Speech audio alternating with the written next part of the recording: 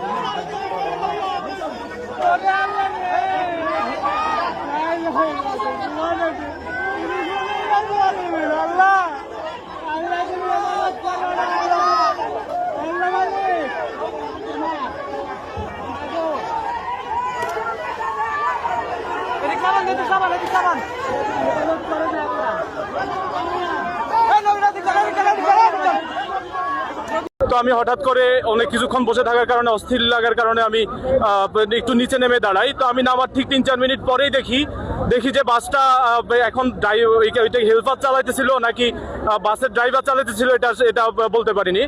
তো বাস দেখে আনুমানিক 25 থেকে 30 স্পিডে সোজা বরাবর এসে ডিরেক্টলি এসে নদীতে পড়ে গেল। ঈদের সময় পুরো বাসই লোড ছিল, একটা সিটও ফাঁকা ছিল না। আনুমানিক 5-7 জনের মতো আর কি ওরা উঠতে পারছে, বাকিরা উঠতে পারেনি। আর আনুমানিক বাসের মধ্যে 8 থেকে 10 জনের মতো শিশু ছিল, আর পুরুষ মহিলা কয়েকটা লাশ অলরেডি নিয়ে গেল।